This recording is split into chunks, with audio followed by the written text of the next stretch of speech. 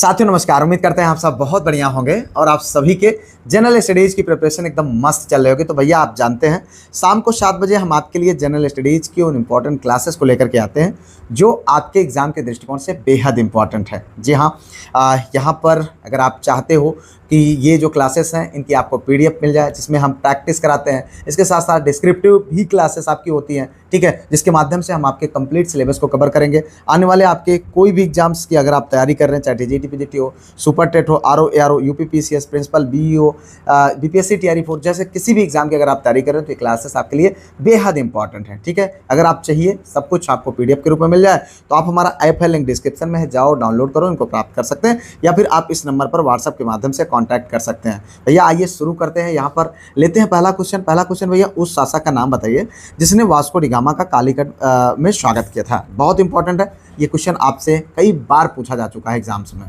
ठीक है, तो इसलिए इस टाइप के क्वेश्चन के लिए आप अपने आप को तैयार रखें।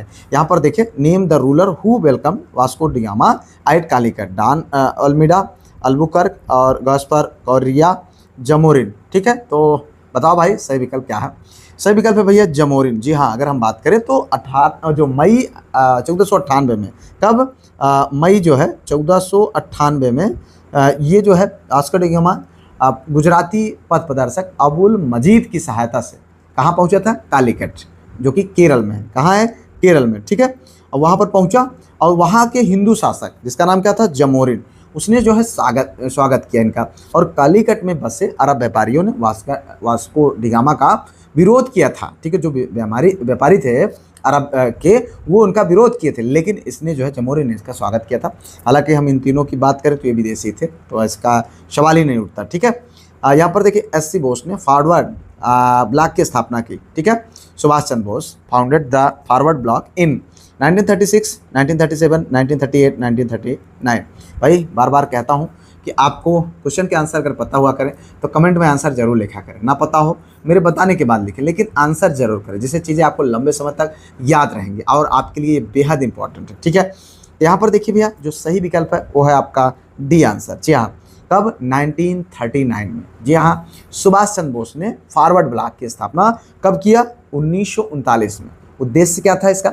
सभी साम्राज्यवादी विरोधी शक्तियों को संगठित करना और संघर्ष हेतु तैयार करना, ठीक है।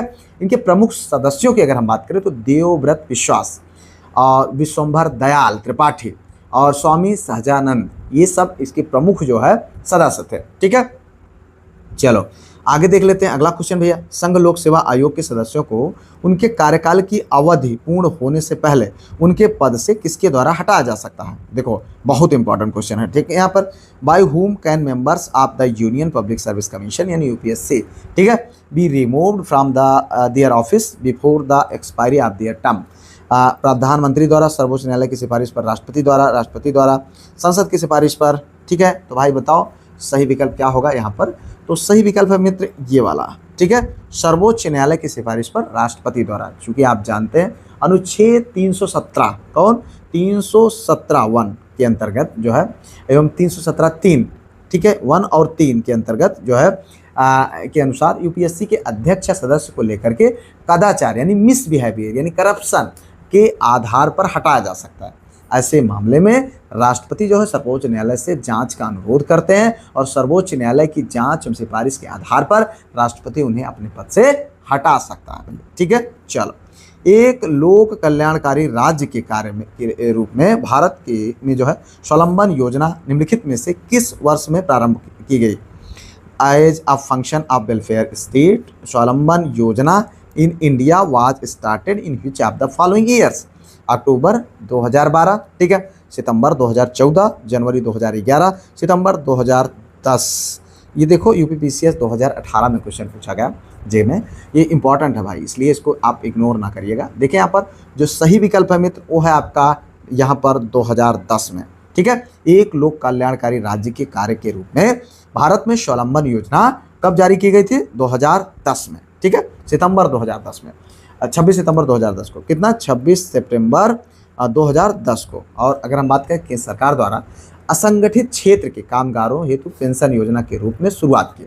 मई 2015 में इसका स्थान जो है अटल पेंशन योजना ले लेता है। अटल पेंशन को 9 मई 2015 को कोलकाता में प्रधानमंत्री मोदी के द्वारा लॉन्च किया गया था। ठीक है, आगे बढ़ते हैं। अगला क्वेश्चन यहाँ पर देखें, संगमरमर क्या है? ठीक है, व्हाट इज मार्बल? ठीक है, आपको बताना है। देखिए यहाँ पर अवसादी चट्टान, तलछटी चट्टान, कायांतरित चट्टान, आग्नेय चट्टान। तो भाई इसका आंसर आपसे अपेक्षित है, तो बताइए भैया सही विकल्प क्या है? सही विकल्प है भैया मेटामॉर्फिक रॉक। जी हाँ, कायांतरित चट्टान, मेटामॉर्फिक चट्टान। ठीक है, इसमें अगर आप देखें तो संगमरमर एक जो है मेटामॉर्फिक चट्टान है। यह चूना पत्थर यानी लिम्सस्टोन के कायांतरण से बनती है। किसके? लिम्सस्टोन के कायांतरण से बनती है। मुख्य रूप से इसमें जो है कैल्साइट, ठीक है, से बनी होती है और शिल्प कला एवं भवन निर्माण में इसका बहुत ही महत्वपूर्ण यानी इसका यूज होता है। ठीक है, आगे देखो भैया अगला क्वेश्चन, निम्नलिखित में से कौन सा एक युग में सही सुमेलित नहीं है? स्थानीय पवन और स्थान के नाम पर आपको बताना है। ठीक है, अब देखें, लेवेस स्पेन, ब्रिक फिल्टर ऑस्ट्रेलिया, ब्लैक रोलर उत्तरी अमेरिका, शामल ऑस्ट्रिया। ठीक है, आपको बताना है कौन एक युग में सही सुमेलित, एक युग में ऐसा है जो सही सुमेलित नहीं है, उसी को आपको बताना है। ठीक है, अब यहाँ पर देखो भैया जो सही विकल्प है वो है शामल। क्या है? शामल, जो कि ऑस्ट्रिया बताया जा रहा है, ये आपका सही सुमेलित नहीं है। बाकी आपका लेवेस जो पवन है, स्थानीय पवन है, वो स्पेन से है। ठीक है, ब्रिक फिल्टर ऑस्ट्रेलिया से है और ब्लैक रोलर ये उत्तरी अमेरिका से है। ठीक है, तो याद रखना मेरे भाई। और इसके बाद अगर हम बात करें शामल का, तो ऑस्ट्रिया की पवन नहीं है बल्कि अरब, ईरान व इराक के मरुस्थलीय क्षेत्र की गर्म हवा है। ठीक है, चलो भैया आगे देखते हैं अगला क्वेश्चन, निम्नलिखित में से किस पारिस्थितिकीय तंत्र में पौधों का जैविक पदार्थ अधिकतम है? उष्णकटिबंधीय पतझड़ वन, उष्णकटिबंधीय वर्षा वन, शीतोष्ण पतझड़ वन, रेगिस्तानी झाड़ियाँ। ठीक है, देखो अब यहाँ पर आपको इसका आंसर करना है, फटाफट आंसर कर दीजिए।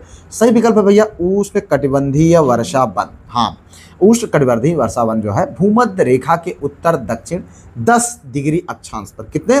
10 डिग्री अक्षांश क्षेत्र में ये स्थित है। इसके स्थान की बात करें, एशिया, अफ्रीका, दक्षिण अमेरिका, मध्य अमेरिका, ऑस्ट्रेलिया, प्रशांत द्वीप। इसकी जो है अगर हम विशेषताओं की बात करें तो सर्वाधिक जैव विविधता वाला क्षेत्र होता है, सर्वाधिक जो है जैविक पदार्थ उत्पन्न होते हैं, घना और बहुस्तरीय वनस्पतियां यहाँ पर पाई जाती हैं। तो इस तरीके से आप यहाँ पर देख सकते हैं भैया उष्णकटिबंधीय वर्षावन। आगे देखो भाई अगला क्वेश्चन, निम्नलिखित में से कौन एक सही सुमेलित नहीं है? अंतर्राष्ट्रीय दिवस, दिनांक। Which one of the following is not correctly matched? International day और डेट्स। वन्य जीव 3 मार्च, पृथ्वी 22 अप्रैल, जैव विविधता 22 मई, ओजोन परत क्षरण 16 अगस्त। तो देखो इस एक क्वेश्चन के माध्यम से आपको जो है कई क्वेश्चन तैयार हो रहे हैं। यहाँ पर देख सकते हैं क्या एक सही सुमेलित नहीं है, कौन सा अंतर्राष्ट्रीय दिवस अपना जो है सही सुमेलित नहीं है। तो आपको बताना भैया सही विकल्प है यहाँ पर ओजोन परत क्षरण दिवस। हाँ, अगर बात करें वन्य जीव दिवस तो ये मनाया जाता है कब? यानी वर्ल्ड वाइल्ड लाइफ डे, ये मनाया जाता है 3 मार्च को। सही विकल्प है। ठीक है, सही है आपका आंसर। यहाँ पर 3 मई को क्या मनाया जाता है? अर्थ डे। ठीक है, ये भी सही है। जैव विविधता की बात करें तो 22 मई को, ये भी सही है। ओजोन परत क्षरण जो दिवस है ये आपका 16 अगस्त को नहीं बल्कि 16 सितंबर को मनाया जाता है। कब? 16 सितंबर को मनाया जाता है। तो इतना आप इससे संबंधित ध्यान रखें। ठीक है, अब बात करें तो UNGA यानी संयुक्त राष्ट्र सभा ने ये डेट घोषित किया है कि कब 16 सितंबर को ओजोन परत क्षरण दिवस मनाया जाएगा। ठीक है, संरक्षण दिवस। अब यहाँ पर देखिए मार्च 2025 में कौन सा देश विश्व का दूसरा सबसे बड़ा चाय निर्यातक देश बन गया? देखो Sri Lanka, Kenya, Bharat, Vietnam.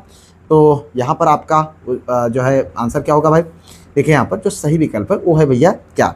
C answer यानी भारत। अगर हम बात करें भारत ने 2024 में रिकॉर्ड 255 मिलियन किलोग्राम चाय निर्यात किया है। कितना? 255 मिलियन, ठीक है, किलोग्राम केजी, 255 मिलियन किलोग्राम चाय निर्यात किया है। ठीक है, मार्च 2025 में भारत श्रीलंका को जो है पीछे छोड़ करके विश्व का दूसरा सबसे बड़ा निर्यातक बना। और शीर्ष निर्यातक की अगर हम बात करें तो कौन है भैया?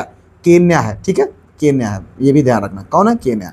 आगे बढ़ते भैया अगला क्वेश्चन यहाँ पर देखें, एक ट्रेन जैसे ही चलना आरंभ करती है उसमें बैठे हुए यात्री का सिर पीछे की ओर झुक जाता है, इसका कारण क्या है?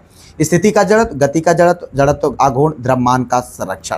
तो भैया इसका आंसर आप बताइए। बहुत आसान क्वेश्चन है, उम्मीद करते हैं इसका आंसर आपको पता होगा। और हाँ मेरे भाई बीच बीच में आप जो है कमेंट करके अपने आंसर को जरूर बताया करें, जिससे चीज़ें आपको लंबे समय तक याद रहेंगी। देखिए यहाँ पर जो सही विकल्प है वो है गति का जड़त्व। हाँ, जड़त्व कितने प्रकार के होते हैं? 2 प्रकार के होते हैं, स्थिति का जड़त्व और गति का जड़त्व। ठीक है, ट्रेन के अचानक चलने पर जो है यात्री का निचला भाग ट्रेन के साथ गति करने लगता है, ऊपरी भाग विश्राम अवस्था में होता है। ठीक है, तो परिणाम क्या होता है, सिर पीछे की ओर झुक जाता है। यही घटना जो है क्या होती है, गति के जड़त्व का उदाहरण होती है। ठीक है, चलो भाई आगे देखते हैं। भारी पानी का अणुभार होता है।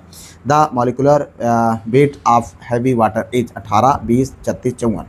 तो आंसर करिए भैया फटाफट। यहाँ पर सही विकल्प है 20। जी हाँ, अगर हम बात करें भारी जल यानी D2O, कितना D2O का अणुभार लगभग 20 होता है। कितना, 20 होता है लगभग में।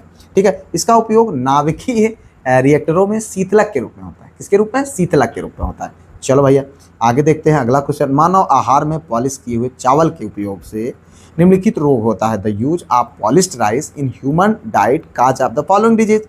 सूखा रोग, रक्ताल्पता, घेघा और बेरी। हाँ, जो ये चावल हम लोग खाते हैं जिसमें पॉलिश हो जाता है ज़्यादा, जिसमें क्या होता है कि विटामिन B1 की कमी होने की वजह से क्या हो जाता है, बेरी रोग हो जाता है। क्या हो जाता है, बेरी रोग हो जाता है। ठीक है, और ये इसकी वजह से जो कुपोषण जन्य रोग ये है बेरी ये हो जाता है। अब विटामिन B1 जो है थायमिन यानी तंत्रिका तंत्र के लिए आवश्यक है तथा यह जो है उसना चावल, ठीक है, कूटे और कम पॉलिश किए हुए चावल में पाया जाता है। ठीक है, जिसमें ज़्यादा पॉलिश करके वो बहुत आदमी एकदम चिकन एकदम सफ़ेद चमकता चावल लेता है, वो उसके हेल्थ के लिए लाभदायक नहीं है। मशीन से पॉलिश करने में चावल के दाने का जो परिस्तर और अंकुर जो है निकल जाता है। इसी भाग में B1 जो है प्रचुर मात्रा में पाया जाता है। ठीक है, तो इतना आपको यहाँ पर इस क्वेश्चन संबंधित जानना चाहिए। आगे बढ़े भैया अगला क्वेश्चन। निम्नलिखित में से किस रोग का प्रतिजैविक द्वारा निदान नहीं किया जा सकता। Which of the following disease can not be cured by the antibiotics. देखिए, क्षय रोग यानी ट्यूबरकुलोसिस, टिटेनस और खसरा हजा। जी हाँ, तो इसका आपको आंसर बताना है। यहाँ पर देखिए भाई, जो सही विकल्प है वो है खसरा। जी हाँ, अगर हम बात करें तो क्षय रोग, ठीक है, ये टिटेनस, ठीक है, हैजा और डिप्थीरिया, सिफिलिस, कुष्ठ रोग, ये सब आदि जो है सभी जीवाणु से होने वाली बीमारियां। इसका निदान या उपचार प्रतिजैविक यानी एंटीबायोटिक्स द्वारा किया जा सकता है। लेकिन अगर हम बात करें खसरा, जो कि एक क्या है, विषाणु यानी वायरस जनित रोग, इसका उपचार जो है एंटीबायोटिक द्वारा नहीं किया जा सकता है भैया। तो ध्यान रखना इस बात का, यह क्वेश्चन आपसे पूछा जा सकता है। निम्न में से कौन ऑपरेटिंग सिस्टम नहीं है। Which of the following is not an operating system. Mac, MS Word, Linux और विंडोज। तो बताएं भैया सही विकल्प। यहाँ पर देखें, जो सही विकल्प है वो है भैया MS वर्ड। जी हाँ, निम्न में से कौन ऑपरेटिंग सिस्टम नहीं है, तो MS वर्ड ऑपरेटिंग सिस्टम नहीं है। इसका यह जो है MS ऑफिस पैकेज में शामिल होता है। इसका उपयोग दस्तावेज यानी डॉक्यूमेंट तैयार करने के लिए किया जाता है। जबकि अगर हम बात करें मैक का, लिनक्स का, विंडोज का, तो ये जो है ऑपरेटिंग सिस्टम्स हैं। ठीक है, चलो भैया आगे देख लेते हैं। भारत की राष्ट्रीय आय में किस क्षेत्र का योगदान सर्वाधिक है। Which sector contribute the most of the national income of India.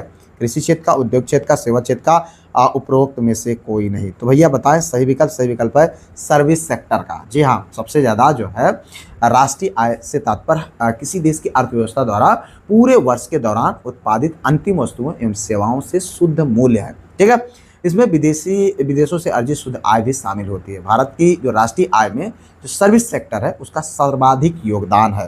तो इसको आप विशेष ध्यान दें। आगे बढ़ते हैं अगला क्वेश्चन। भारत में निम्नलिखित में से कौन केंद्रीय मौद्रिक नीति प्राधिकरण है। Who among the following is the central monetary policy authority of India. प्रधानमंत्री, संसद, वित्त मंत्रालय, भारतीय रिजर्व बैंक। तो भैया सही विकल्प क्या है, भारतीय रिजर्व बैंक है। ठीक है, भारतीय रिजर्व बैंक केंद्रीय मौद्रिक नीति प्राधिकरण के रूप में कार्य करता है। ठीक है, हम इसके उद्देश्य की बात करें तो महंगाई का नियंत्रण करना, ठीक है, कीमतों पर स्थिरता बनाए रखना इसका मुख्य उद्देश्य है। ठीक है, रोजगार के अवसर तैयार करना, टिकाऊ आर्थिक विकास प्राप्त करना। मौद्रिक नीति समिति के माध्यम से विभिन्न दरों का निर्धारण किया जाता है। मौद्रिक नीति समिति भारतीय रिजर्व बैंक अधिनियम 1934, ठीक है, 1934 के तहत स्थापित एवं सांविधिक निकाय है। ठीक है, चलो भाई आगे देखते हैं अगला क्वेश्चन। किस वर्ष फेमा ने फेरा का स्थान लिया। ठीक है, FEMA ने FERA का स्थान लिया। In which year did FEMA replace FERA. 1990, 1994, 1998, 1999। ठीक है, चलो भैया देखिए यहाँ पर सही विकल्प आपको बताना है। सही विकल्प है डी आंसर 1999। हम बात करेंगे तो फेरा 1973 में हुआ था। ठीक है, फेरा क्या बना था 1973 में हुआ था। कौन, फेरा। ठीक है, ये जो है आपका उसके बाद फिर माने फेरा का स्थान ले लिया। इसका स्थापना की बात करें तो कब 1973 में पारित हुआ था और 1999 में फेरा को निरस्त कर दिया गया। इसको क्या कर दिया गया, निरस्त कर दिया गया। और उसके बाद फिर क्या बना, फेमा बन गया। ठीक है, 1 जून 2000 से फेमा जो है लागू हो गया। बना तो 99 में, लेकिन लागू कब हुआ? 1 जून 2000 से। फिर 31 मई 2002 से पूर्णतः समाप्त भी हो गया। कौन? ये एकदम पूर्णतः समाप्त हो गया जब वो काम करने लगा। फीमा का जो मुख्य उद्देश्य है उसके बारे में अगर हम बात करें तो अंतर्राष्ट्रीय व्यापार तथा भुगतान को अधिक सुगम बनाना, विदेशी विनिमय बाजार को कायम रखना, व्यवस्थित विकास में मदद करना, ये प्रमुख जो है इनके कार्य हैं। ठीक है, चलो भाई, निम्नलिखित में से कौन सी फसल लवण सहिष्णु है? Which of the following crops is salt tolerant? ठीक है, खरबूजा, मटर, लोबिया और चुकंदर। तो बताना है क्या सही विकल्प, कौन सी फसल लवण सहिष्णु है? तो कौन है भैया? चुकंदर। बीटरूट, जी हाँ भैया, उच्च लवण सहिष्णु फसल क्या है? चुकंदर है। यह लवण सहिष्णु फसलें जैसे जौ, ईख, सरसों, उड़द, मूल, मटर आदि होती है जो है। ठीक है, अन्य जो लवण सहिष्णु फसलें होती है वो कौन है? जौ, ईख और सरसों, उड़द, मूंग, मटर आदि। ठीक है, चलो भाई, 2011 की जनगणना के अनुसार भारत में निम्नलिखित राज्यों में से सबसे अधिक जनसंख्या घनत्व वाला राज्य कौन सा है? पश्चिम बंगाल, केरल, उत्तर प्रदेश, बिहार। तो भैया हम सब जानते हैं, बहुत फेमस है और अभी तक 10 साल होगा पढ़ते हुए पढ़ते। ठीक है, तो क्या है भैया? बिहार। 2011 की जनगणना के अनुसार शीर्ष 4 घनत्व मतलब जो है जनघनत्व वाले जो राज्य हैं जिसमें बिहार है, जिसका अगर हम बात करें तो 1106।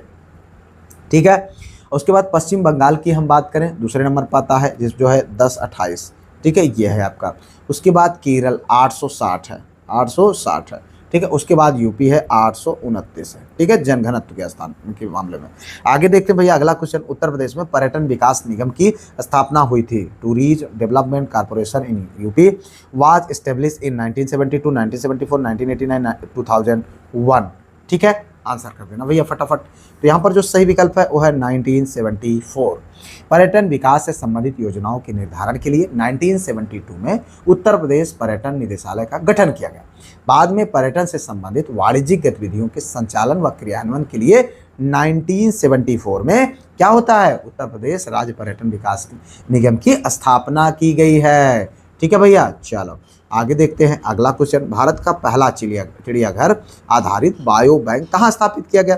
नेहरू प्राणी उद्यान हरियाणा, नंदकानन प्राणी उद्योग उड़ीसा, पद्मजा नायडू हिमालयन प्राणी उद्योग दार्जिलिंग, राष्ट्रीय प्राणी उद्यान नई दिल्ली। ठीक है, चलो भैया देखिए यहाँ पर सही विकल्प है आपका सी, पद्मजा नायडू हिमालयन प्राणी उद्यान दार्जिलिंग। ठीक है, भारत का पहला चिड़ियाघर आधारित बायो बैंक पश्चिम बंगाल के दार्जिलिंग स्थित जो है पद्मजा नायडू हिमालयन प्राणी उद्यान, जो कि दार्जिलिंग चिड़ियाघर के नाम से भी फेमस है, उसमें स्थापित किया गया। इसे जो है CCMB यानी सेंटर फॉर जो है सेलुलर एंड मॉलिक्यूलर जो है बायोलॉजी, जो कि हैदराबाद के सहयोग से बनाया गया। किसके? CCMB। ठीक है, के सहयोग से बनाया गया है। ठीक है, अब अगर हम बात करें इसका उद्देश्य क्या है, तो लुप्तप्राय जो प्रजातियां हैं प्रजातियों की जंतुओं की कोशिकाओं ऊतकों के नमूनों का संरक्षण करना इसका मुख्य उद्देश्य है। ठीक है, निम्नलिखित में से कौन एक मौलिक अधिकार नहीं है? उत्पीड़न के खिलाफ अधिकार, समान कानून के खिलाफ के लिए समान वेतन, कानून के समक्ष बराबरी, धर्म पालन की स्वतंत्रता का अधिकार। ठीक है, तो भाई यहाँ पर बताइए जो सही विकल्प है वो है आपका समान कार्य के लिए समान वेतन। ये जो है एक मौलिक अधिकार नहीं है। ठीक है, समान कार्य के लिए समान वेतन एक मौलिक अधिकार नहीं है, यह राज्य के नीति निर्देशक तत्वों का भाग है और ये शामिल है 39 घ के अंतर्गत, अनुच्छेद 39 घ के अंतर्गत इसको शामिल किया गया है। पुरुष और स्त्री दोनों को समान कार्य के लिए समान वेतन इसी अनुच्छेद के अंतर्गत दिया जाता है। ठीक है, राष्ट्रपति पद के नामांकन के में जो है प्रस्तावकों एवं अनुमोदकों की न्यूनतम संख्या कितनी होनी चाहिए? हमने आपको कई बार बताया है इस पर। ठीक है, 10-10, 50-50, 25-25 और 15-15। देखो, जो राष्ट्रपति के पद के नामांकन की जो संख्या होती है भैया वो होती है 50-50। ठीक है, कितनी होती है? 50-50। ठीक है, ये होती है, आप ध्यान रखना, यानी ये वनडे है, वनडे खेल रहे हैं, 50-50 ओवर का ही मैच हो रहा। अब उपराष्ट्रपति की बात आती है, उपराष्ट्रपति के लिए 20-20 चलता है भैया, 20-20 अनुमोदक जो है प्रस्तावक 20 तो होते हैं। तो उपराष्ट्रपति 20-20 खेलता है और राष्ट्रपति 50-50 वनडे खेलता है, पूरा दिन मैच चलता है। चलो भाई, गायत्री मंत्र के नाम से प्रसिद्ध मंत्र जो है सर्वाधिक किस ग्रंथ में मिलता है? ठीक है, ये भैया किस में मिलता है? आप जानते हैं भगवत गीता, अथर्ववेद, ऋग्वेद, मनु स्मृति। तो किस में है भैया? ऋग्वेद के तीसरे मंडल में। ठीक है, ऋग्वेद के तीसरे मंडल में। अब ये ध्यान रखना भैया, ये क्वेश्चन पूछा जाता है। ठीक है, तीसरे मंडल में। चूंकि आपकी जो प्राचीन इतिहास का क्वेश्चन है वो फ्रिक्वेंटली पूछा जाता है। यह मंत्र जो है सूर्य देवता जो सविता को समर्पित है, उन्हीं के लिए ये मंत्र है। अगर हम बात करें सबसे प्राचीनतम वेद यही है, कुल 10 मंडल है और 1028 सूक्त है। कितना? 1028 सूक्तियां हैं। ठीक है। ऋग्वेद की मूल लिपि की अगर हम बात करें तो वो है भैया ब्राह्मी लिपि। ठीक है। आगे देखते हैं अगला क्वेश्चन। ब्रिटिश राजदूत के रूप में सर थॉमस रो भारत आया था किसके शासन में? अकबर, औरंगजेब, जहांगीर और शाहजहां। तो भैया बहुत इंपॉर्टेंट है। ठीक है। किसके? शाहजहां। जी हाँ, सर थॉमस रो का ये जो है आया था 1615 ईस्वी से जो है 1619 ईस्वी में तक। ठीक है। ये भारत में रहा और यह ब्रिटिश राजा जेम्स प्रथम का राजदूत था। जहांगीर के दरबार में लगभग 3 वर्ष तक रहा। ठीक है। और उसके बाद 1616 में अजमेर में पहली बार जहांगीर से मिला। और मुगल दरबार में आने वाला पहला अंग्रेज की बात करें तो कौन था? विलियम जो है, जी हाँ, विलियम हॉकिंस था। कौन था? William Hawkins. ठीक है। ये आपका विलियम हॉकिंस था। ये कब आया था? 1608 से लेकर के 11 के मध्य। ठीक है। जिसे जहांगीर ने इंग्लिश खां की उपाधि दी थी। किसके शासनकाल में आया था? जहांगीर के। ठीक है। तो ये ध्यान रखना कि जो ये अंग्रेज आए ये सब जहांगीर के शासनकाल में आया। थॉमस रो जो है इंग्लैंड लौटते समय जहांगीर का फरमान लेकर गया कि अंग्रेजों का भैया स्वागत है, आओ गुलाम बनाओ हमारे देश को। ठीक है। चलो भैया, ऋग्वेद में निम्नलिखित पशुओं में से किसका उल्लेख है? गाय, अश्व, बकरी, भैंस। 1 2 1 2 3 1 2 और यहाँ पर 1 2 3 4 मतलब 1 4 1 2 3 1 2 1 2 3 4। तो बताओ भैया किसका उल्लेख है? तो भैया यहाँ पर देखें जो सही विकल्प है वो है डी आंसर, यानी इसका भी, इसका भी, इसका भी, इसका भी। पशुपालक जो है ऋग्वैदिक आर्यों का मुख्य व्यवसाय था। सर्वाधिक महत्वपूर्ण की बात करें तो अघन्या या मूल्यवान संपत्ति थी गाय। ठीक है। और भैंस की अगर हम बात करें तो दूध के लिए, मांस के लिए, श्रम के लिए हेतु इसका उपयोग किया जाता है। भैंसों को जोता जाता था, भैंसा को, जो मेल होते थे, भैंसियों को नहीं। ठीक है। ऋग्वेद में गोपाल का उल्लेख है। भेड़ और बकरी भी परिचित एवं उपयोगी थे। घोड़ा की बात करें तो युद्ध एवं रथ में इसका प्रयोग किया जाता था। तो इस तरीके से इनका प्रयोग हाथी, बैल, ऊंट, कुत्ता, सुअर, गधा, हिरण, इनका उल्लेख जो है।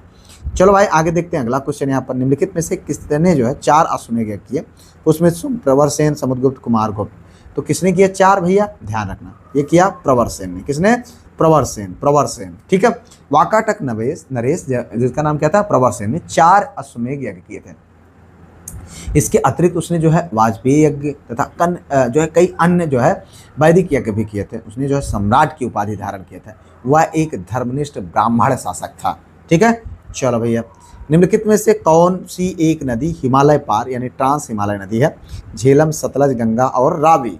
अब बताओ भाई इसका आंसर, सही विकल्प क्या होगा? सही है सतलज। जी हाँ, सतलज नदी का उद्गम हिमालय पार में मान सरोवर के पास राक्षस ताल से होता है। भारत में यह हिमाचल प्रदेश में प्रवेश करती है और इसको हम लोग कई बार देख चुके। सतलज कहाँ? मानसरोवर के राक्षस ताल से। सतलज राक्षस ताल, सतलज स से सतलज और जो है स से सताल।